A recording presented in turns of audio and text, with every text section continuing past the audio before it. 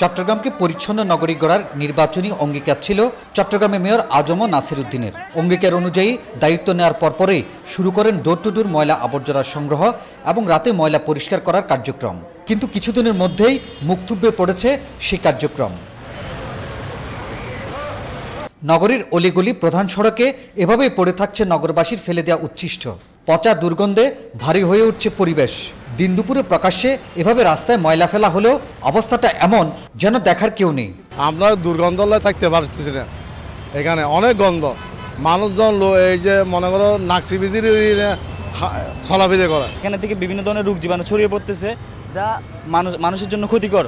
নগরবাসীর ফেলে দেওয়া উচ্ছিষ্ট আর ময়লা আবর্জনা যথাসময়ে পরিষ্কার না করার জন্য সিটি কর্পোরেশনকে দুষলেন স্থানীয়রা। বাচ্চারা এখানে স্কুলের গাড়ি দ্বারা প্রত্যেকদিন সকালে সোসাইটি সবাই এখানে বাইর হয়, এরা বাচ্চারা দুর্গন্ধের জন্য থাকতে পারে না। এটা তো আমাদের স্বাস্থ্যের জন্য সমস্যা। তারা ডোর টু ডোর এখন সার্ভিস দিচ্ছে, তারা রাস্তার ময়লাগুলো নিতে পারতেছে না, ডোর টু ডোর কিভাবে সার্ভিস দেবে, এটাই আমাদের বোধগম্য। এদিকে ডোর টু ডোর ময়লা আবর্জনা সংগ্রহের এই কার্যক্রমে সফলতা আনতে কঠিন পথ পাড়ি দিতে হবে বলে জানালেন সিটি মেয়র। এজন্য গণসচেতনতা সৃষ্টি সহ বিভিন্ন পরিকল্পনা নেওয়ার কথা জানালেন তিনি। চট্টগ্রাম সিটি কর্পোরেশন পক্ষ থেকে বিনামূল্যে বিন বিতরণ করে চলেছে।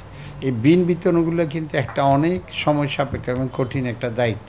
সচেতনতা সৃষ্টি করার জন্য আমরা অ্যাওয়ারনেস যে ক্যাম্পেইন, এটা আমরা অব্যাহত রেখেছি। তবে চট্টগ্রামকে একটি পরিচ্ছন্ন নগরী হিসেবে গড়তে সিটি কর্পোরেশন কার্যকর পদক্ষেপ নেবে, এমনটাই প্রত্যাশা নগরবাসীর। হাসান ফেরদৌস, 21 টেলিভিশন, চট্টগ্রাম।